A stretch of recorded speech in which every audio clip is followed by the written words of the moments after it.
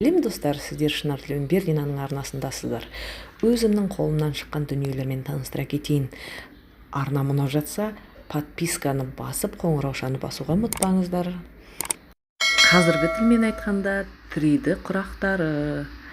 Ұнап жатса, лайк басып, комментарий қалдыруға ұмытпаңыз. Мамандардың айтуы бойынша қолмен тігу қан қысымын қалыпқа келтіреді. Күйзеліске, жүйкесі тозғандарға, шок алғандарға, депрессияға және агрессивтіліктің болмауына көмектеседі. Ал құрақ техникасымен тігу аллергияның барлық түріне, аяқ ауруларына, құрысуға, мұрыннан қан кетудің алдын алуға көмектеседі екен.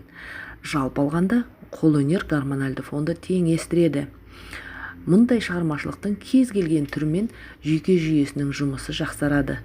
Бұл дегеніміз зейін, ойлау, есте сақтау, үйлестіру және қиял дамиды дегенді білдіреді.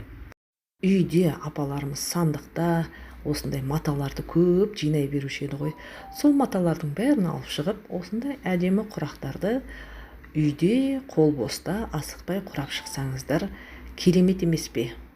Осындай әдемі құрақтарды құрап үйренем деушілер болса, комментарийға жазыңыздар. Алғашқы 20 адам жиналған күннен бастап тегін мастер-класс сабақтарымды түсіріп бастаймын. Бұл арнада әртүрлі бағытта видеолар болады. Пайдалы видеолар жіберіп алмау үшін подписаться-ны басып, қоңыраушаны басуға ұмытпаңыз. Назарларыңызға рахмет. Келесі видеода кездескенше.